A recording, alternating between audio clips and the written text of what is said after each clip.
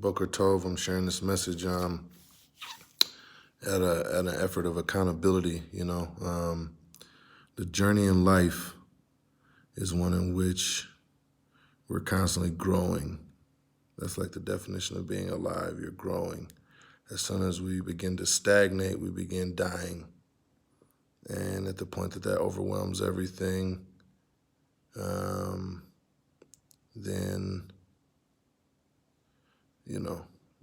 where do we go from there? Today I woke up thinking about the fact that we have 2 ears and 1 mouth. And it's such a crazy thing because it's like 2 ears and 1 mouth. But with your mouth, you can be like the loudest thing, And your ears, though they have the mouth outnumbered, I've never heard my ears say something.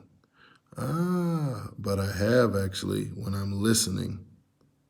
And that voice is actually far louder than the external voice. What do I mean? Because the external voice is outside of you, but what your ears take in penetrates and reaches your inside. And so the blessing and the benefit of a life of listening is that you're able to take in so much information and refine yourself. And if you're able to push off or delay having to speak, it's like an appreciating asset. The value keeps going up, the value keeps going up, the value keeps going up. Is there like a fly in here? The value keeps going up and no one exactly knows what you might say, but the value keeps going up because you keep listening and taking in and hearing.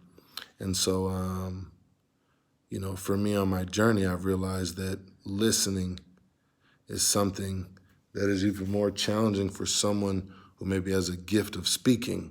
When you speak, people are like, oh, wow, we want to hear more, compelled, share.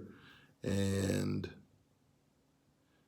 that's good. You should definitely share and give over, especially what you've learned.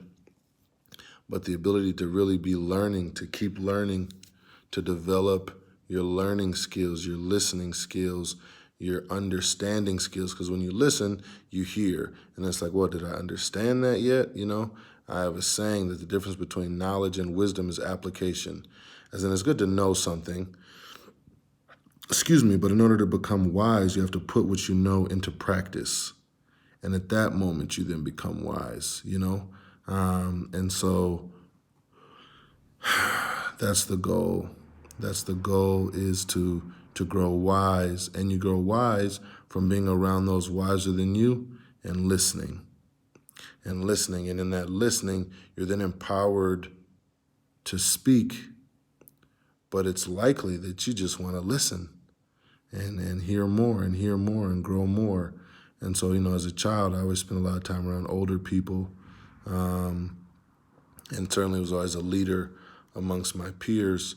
But I think I understood that hearing the wisdom of those who've survived, who've lived through things, who've able to strategize through things from an experiential standpoint is invaluable, And so how do we tap into that during this time of quarantine, more than ever? It'll be visible what people are listening to, who people are listening to, are people listening, the health registry and all these different health alerts, have things going on and they say people aren't listening.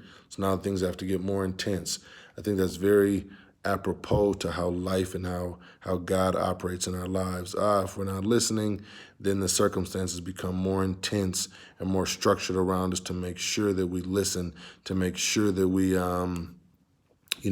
apply the wisdom that's been granted to us. So the blessing that I want to give to everyone is that you would embrace listening with an open mind and an open heart, because it's actually for your good. Though it can seem counterintuitive, or why do I want to listen to this, or I don't want to listen to that, but it's actually exactly what has been divinely sent to you. Nothing can be said around you or said to you that God didn't already sign off on. Therefore, the things that you hear, there's something there. Listen, seek to understand, process, listen some more.